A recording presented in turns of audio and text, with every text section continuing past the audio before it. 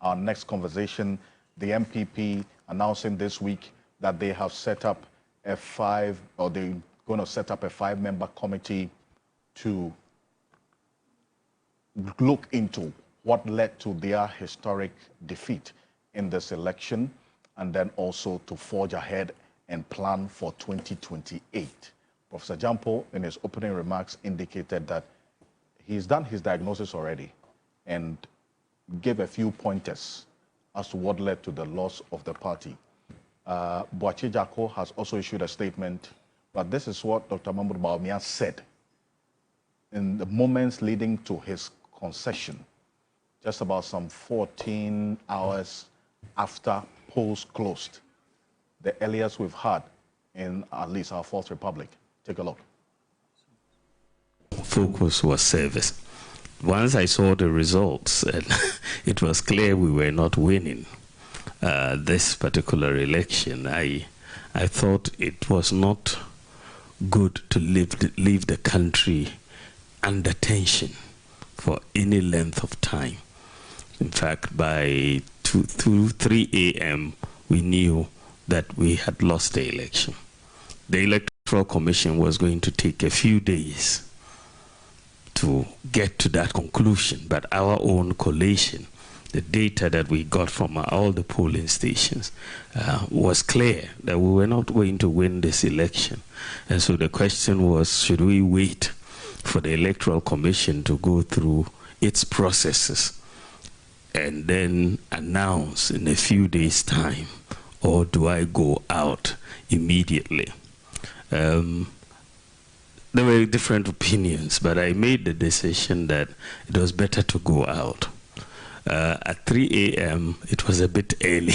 People were sleeping. So I decided that we'll do it at 9 a.m.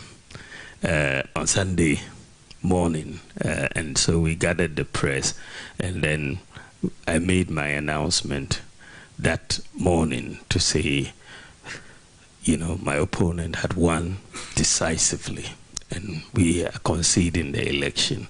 And I think that that helped bring down the tension in the country and help the process of the transition. I made that early concession to preserve our peace in Ghana, because otherwise we could have had many, you know, incidents of violence across, and I could see the potential. And so I thought by an early concession, you know, everybody would relax, you know, the winners would relax, and we who had lost would also understand that we had lost. So that was it. And it was also very important that our democracy should be respected. Democracy is about respecting the will of the people. You may think you are right, but the people may express a different view. And so once the people say, this is what we want, that is it. It's no ifs or buts. You accept the will of the people.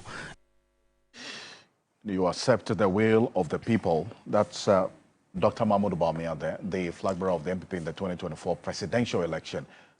You want to correct something very quickly before we go to this when next people like issue Brian Gyampo were saying that they will never he didn't find it prudent to call them to order.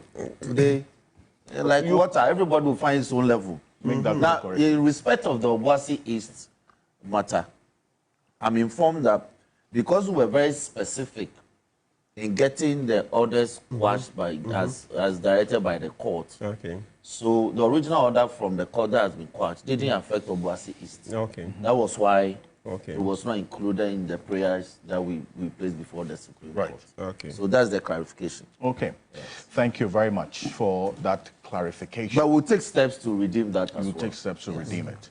Thank you very much for that clarification. And in fact, the last part of talk with Dr. Nyao Tamaklow's message makes a recommendation that if MPP really wants to restructure, they should sack the current leadership of the party and replace them with true MPP people who have the welfare of their party at heart. For example, you made this recommendation about two weeks or so ago, but to what end? When I spoke to Richard Ahiangba, we're hoping to get him on Zoom. He's indicated that if you sack them, another group of people will come. So there should be other issues that should be corrected beyond just sacking the current executives. Prof. The party itself has got its own ethos, tradition, and belief systems.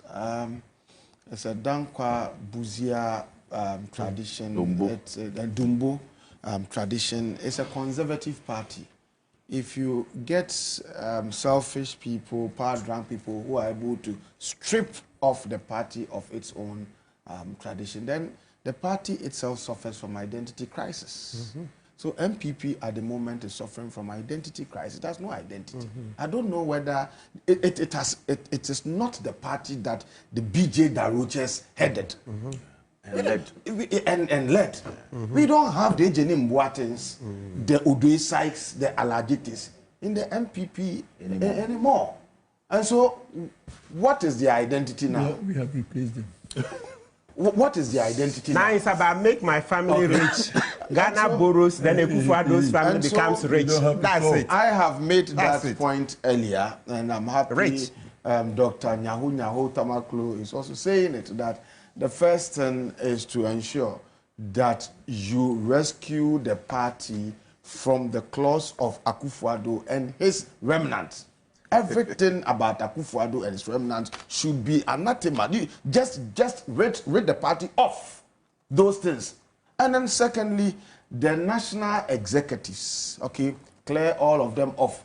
None of them has what it takes to fit into the MPP's tradition that we know, the conservative elitist tradition. No. You should clear all of them and then later let the party sit down and do introspection, as I said.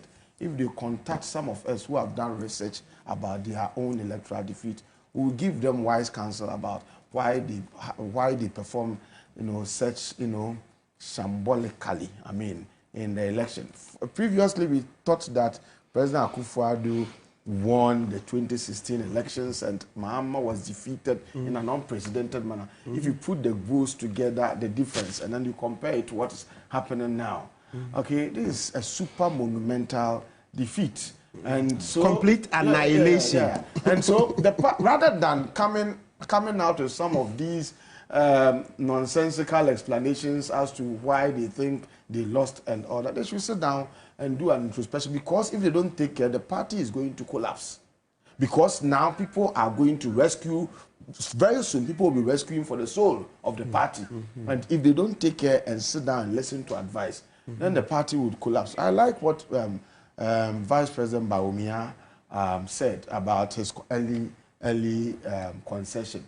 It's just that his handlers must, going forward, I'm sure he would want to be a candidate for another election. That is if the party itself would not, people in the party itself would not want to show him that when they were forming the party, he was nowhere to be found. But if they decide to let him in, I think his handlers should let them deal with his goof-out.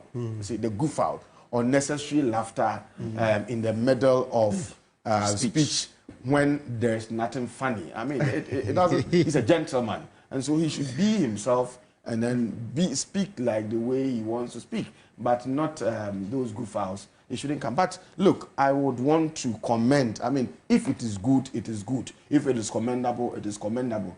That he was able to see way ahead of time that the party had been decimated in terms of the electoral results, and so quickly came out to concede defeat. I think it's something that we will have to comment, because, well, he could have just said, well, let's wait till the Electoral Commission declares the final results, and there would have been tension and all that. So that one, I give it to him. I think he did well. We must commend him. And you see, it's also a political strategy. Sometimes politicians do this in anticipation of their future electoral fortunes. President Akufo-Addo was described as a very violent person and all that. But in the by the time it's proving him to be that bad.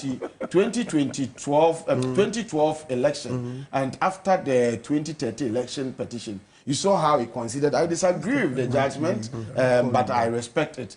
And then that was sort of a statement he made that helped in dousing some of the perceptions that people had about him in preparing him to come and swindle us in 2016 and all that. So I believe that Bawumia made also this concession in anticipation of the fact that tomorrow he may want to be putting himself out there for internal electoral contestation, and he may want to lead the party again.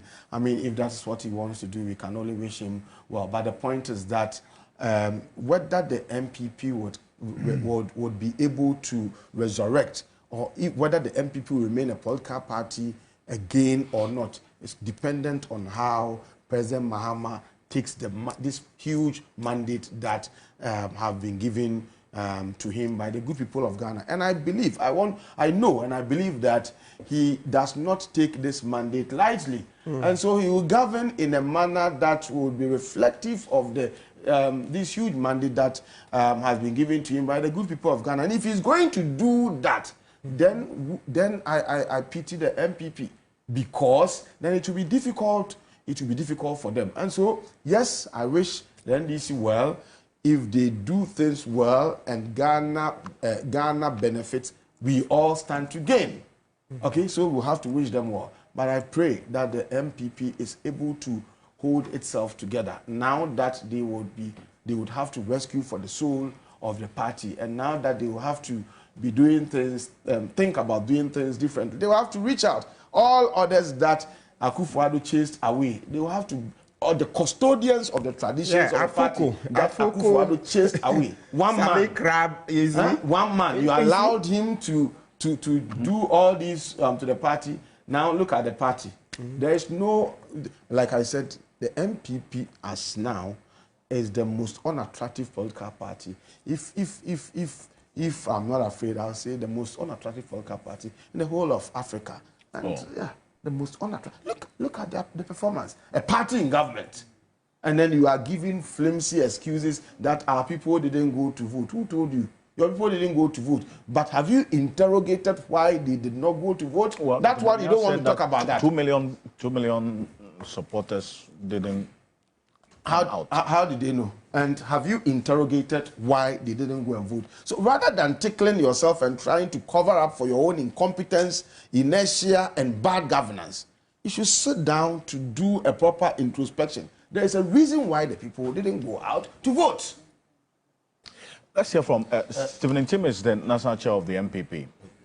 The MPP, they addressed a press conference this week to lay out the issues and then also the specific case that they intend to make to have a 5-member committee set up to reflect and do an introspection of what led to their defeat and do a preparation of what going forward. Take a look.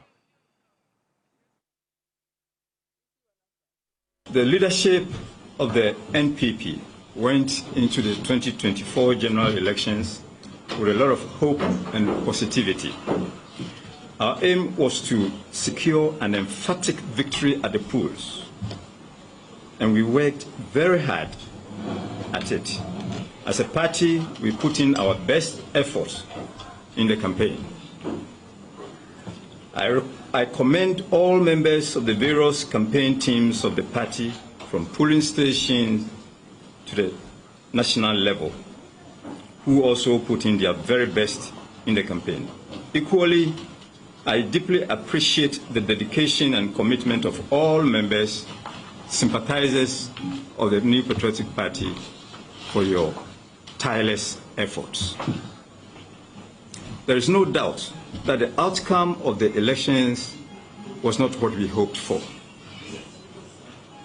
We may not have won the battle, but we haven't lost the war on the quest for a better Ghana, shaped by the ideals and philosophies of the New Patriotic Party. As leadership of the party, we share in the pain of all party faithful who have been devastated by the outcome of the elections. We understand your disappointments because we feel it too. Just as the hundreds of thousands of Ghanaians who invested their hopes and dreams in this campaign do. As a party that was formed by individuals from all sectors of our society who are motivated by the ideals of development and freedom, we seek to grow the individual liberties of our people by growing a strong democracy. The party will, in the months of January 2025, set up an effective and objective election review committee to undertake a post-mortem into the outcome of the election. The committee will engage all party stakeholders and the general public on the factors and circumstances leading to our defeat.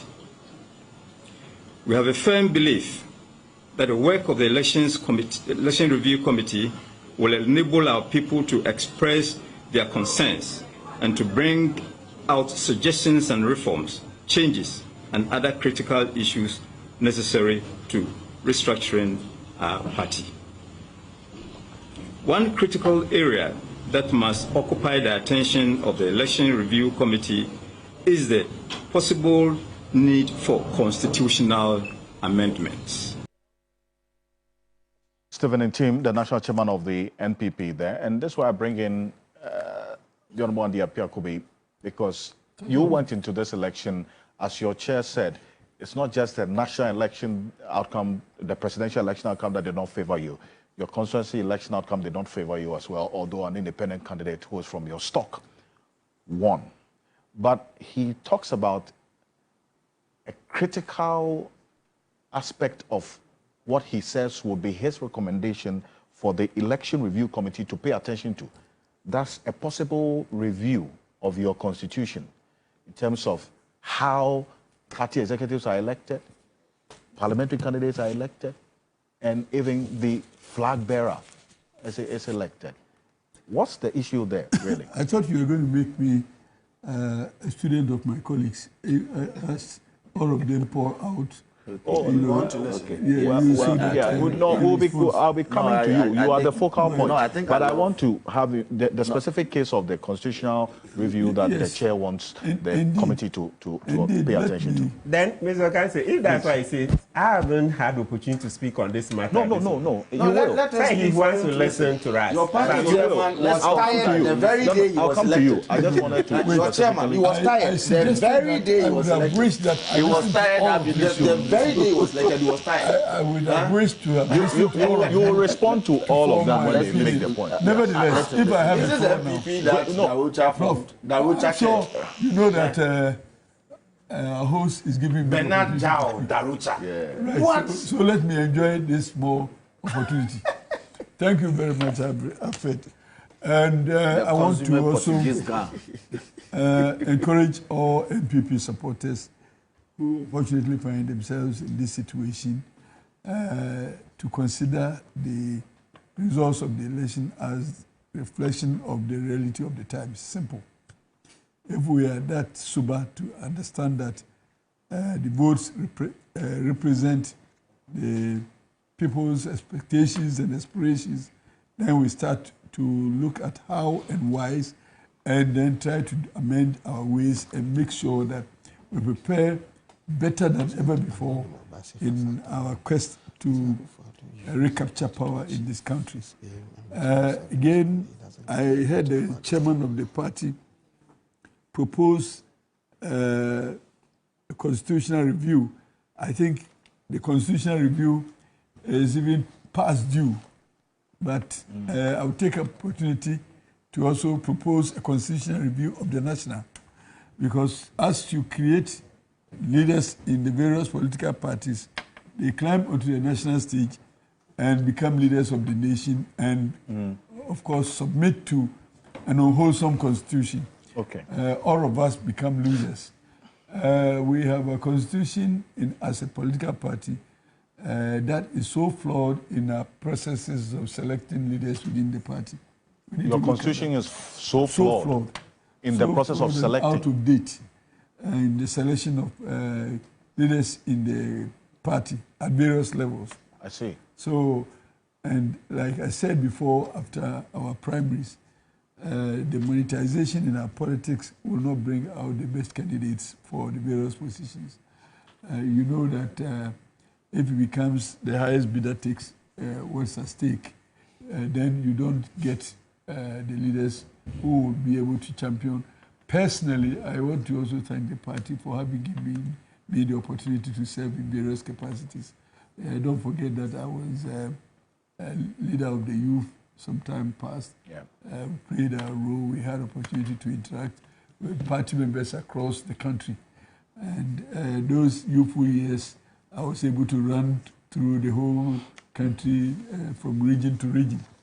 And I met a lot of people who are still very good friends, and I want to appreciate people like that.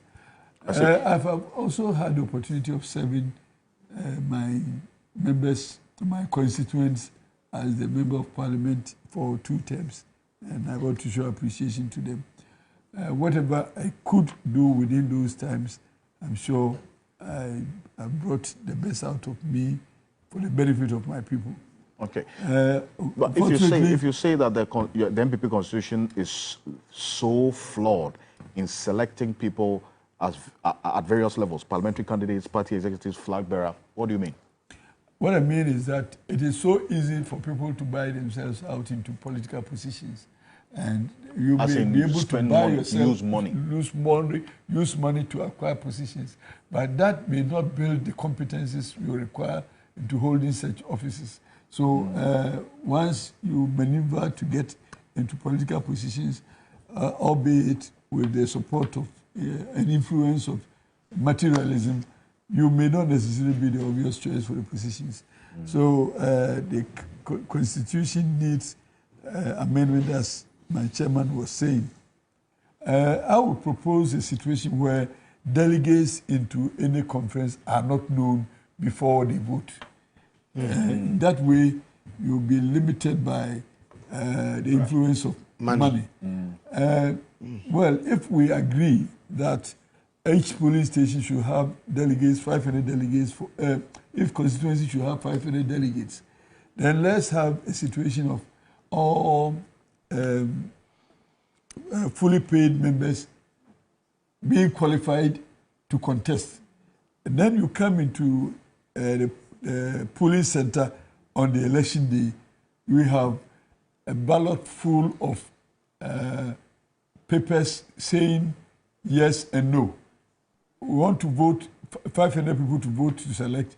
Let us have 500 yes, and let us have maybe 2,000 no. Then you put your hand in the box, you select a yes or no. Right. And if you select a yes, then you proceed to go and vote without recourse of any intervention with any person at all. Right. So you pick in the first booth, you pick a yes or no. You pick a no, you come back. You pick a yes, you proceed to vote. So that you will not have access to the 500 who are going to vote for the candidate. And that all 3,000 people in the constituency may come and vote. All 3,000 come and select 500 votes. If at the end of the day, the people who come select only 200 yes votes, they go and cast, and whoever wins takes the seat. You see, so that you don't have to buy out your candidature. I think we need to be ingenious in finding a solution like this. Once we have identified delegates, then the candidates will look for them and do the untoward. So I think that as a party, let's seriously consider these reforms within the party. And generally too, even as we progress through the party, we should also be rewarding competence and loyalty. Competence and loyalty should be rewarded. Competence and loyalty, rather than cronyism in the party. If I become leader of a party and I'm choosing people from my family alone and trying to justify that as people who have gone to school here and there, you insult the sensibilities of those of us who didn't have probably juicy beginnings. And maybe, but I don't place a confidence to anybody in any institution that I've been part. So wherever you may have obtained your education doesn't, for me, doesn't really matter. I see. But how the education passed through you and how education also made you a person and how you position yourself to contribute to societal development. I think that is what is important.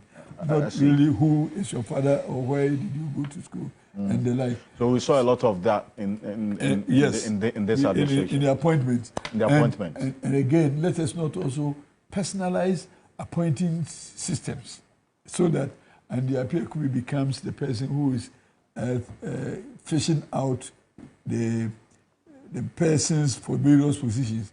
You see, probably any person of African descent can be despotic given the opportunities.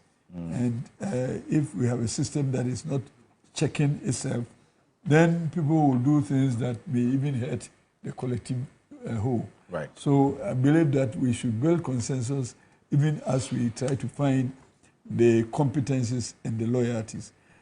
Sometimes it's very helpful to find people you probably nurture into the party become leaders ahead of you. Sometimes it dampens your spirit, defeats your morale, and for that matter also affects your output.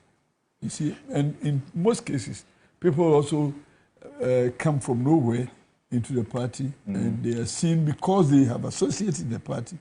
They are seen as leaders in the party. Leadership is not by appointment through association.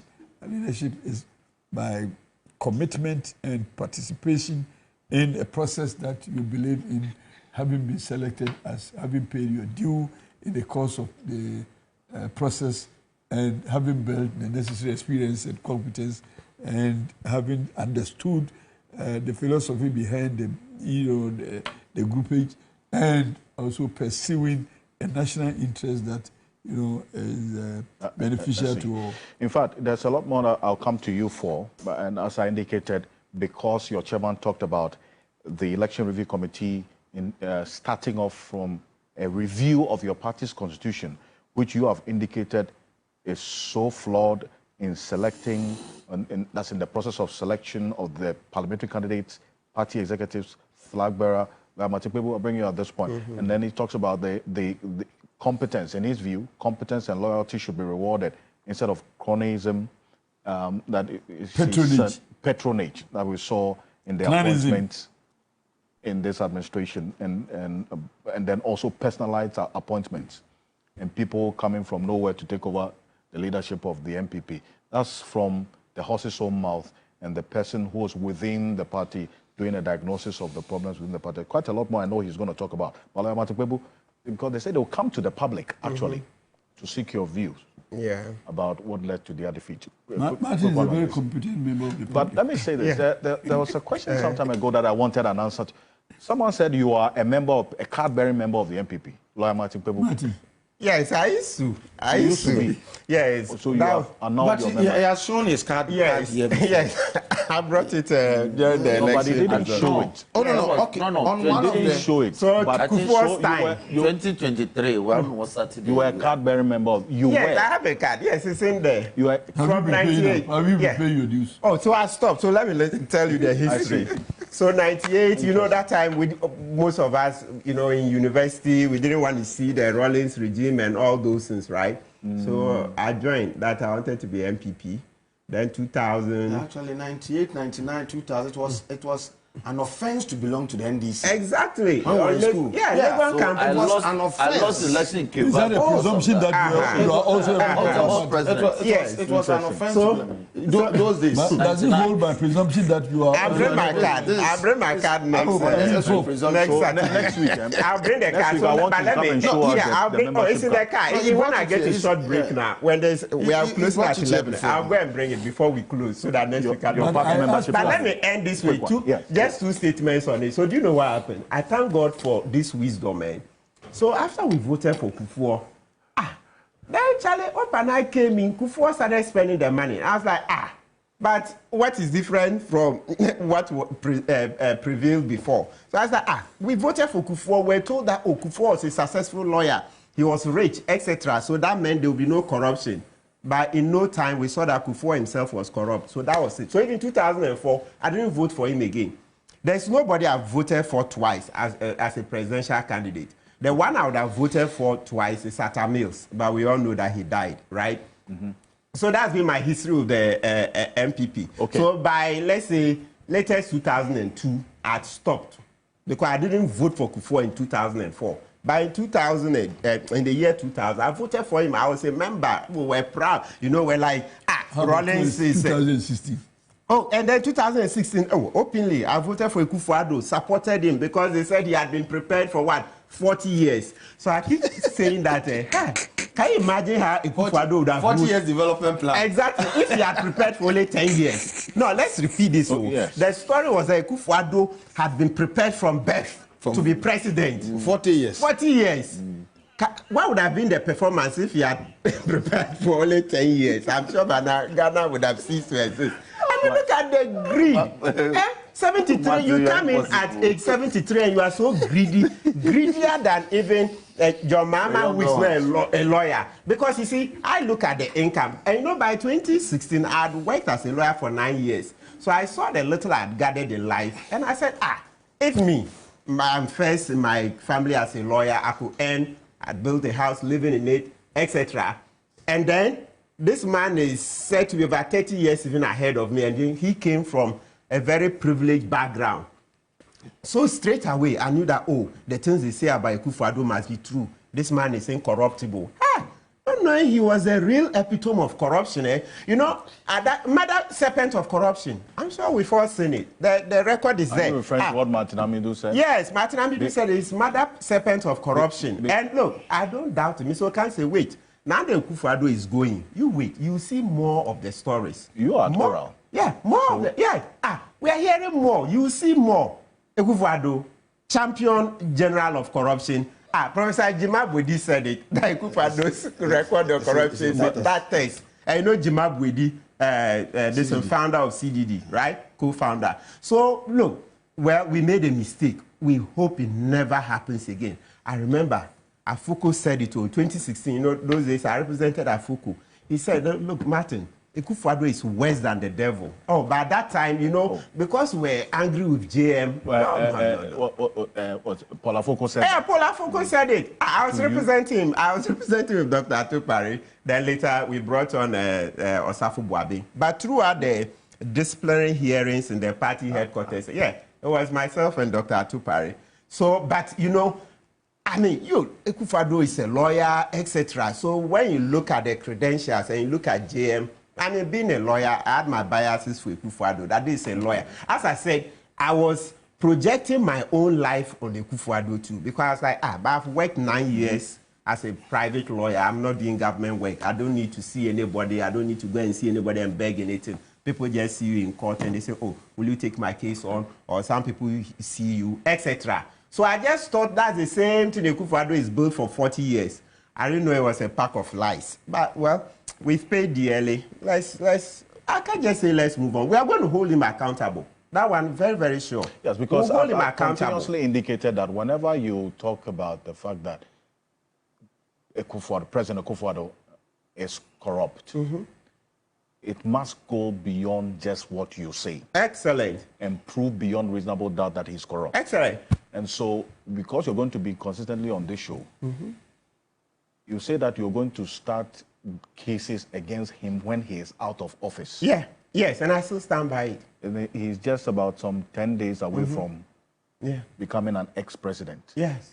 I would hold your feet to the fire. Yes, we're going to do a petition based on the work Manasseh did on the fumigation. You know, after COVID, schools had been locked for months, no activity. Yet Kufuor insisted on fumigation. That was not scientifically backed. And by the time they were done, they had spent over 500 million Ghana. It was needless. Of course, it's because of what he was benefiting, right?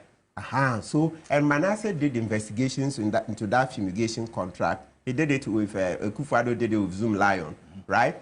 And it turned out, look, the assembly said they didn't need that fumigation. Then, but Kufuor insisted. Then later they said, okay, then give us the chemicals. We'll be able to do it ourselves. Kufuor said, no, he insisted, railroaded, his contract into it, and obviously showing signs that he benefited. So that would be the number one case against him, that this is it. This is a president that the assemblies were clear. It's a documentary, and please, viewers, for the avoidance of doubt, Manasseh won African Journalist and the West African Journalist Awards with that documentary. So something that has been peer-reviewed outside Ghana, etc., and they saw merits in it. I think that we too, we should let the courts look at it. That what Akufo-Addo did, this over 500 million Ghana, needless fumigation, should we allow that to continue? Then you also know the other matters of the PDS, etc., right? Okay. So things that Gabi or Chiridapo Akufo-Addo's this cousin is in, right? The influence Bawumia's hands are also in the PDS matter. Those things, yeah. So these are things that we'll have to ask them to come and account. We can't continue to be that timid. No. We have to stand up and fight. If we don't do that to the politicians, they will always say that, oh, Ghana, talk. Yeah. This is no action. Talk only. No. Okay. It's not going to happen. You know, there are 2 cases already in court. I'm challenging the Sicily Adapa matter. Iyoko saying that they don't find anything. When the basic thing, our training as lawyers, when it comes to money laundering, they'll tell you that the moment you see money beyond somebody's income, you are in the direction of... yes. Unexplained wealth. Exactly. You are in the direction of money laundering. And we'll beg GM, maybe... this honorable, maybe they'll make you attorney general or something. If not, we'll be begging JM. We beg that Lord, unexplained wealth, try and give us. He himself has promised that there will be a robust code of conduct. There's for a provision of that in the OSP law, but we intend to bring a substantive to make it more clearer, etc., right? So that the lifestyle audits can be done, and then especially the recovery of the money through civil lawsuits. Because I can see people are telling us a lot of people want to return the money. They don't want prosecutions. So look into that. Yes. Right. Sometimes there's a whole provision on the OSP law that gives that regime. Right. Yes. They should bring the money. You can return the money by way of litigation. And also you can come back a civil action.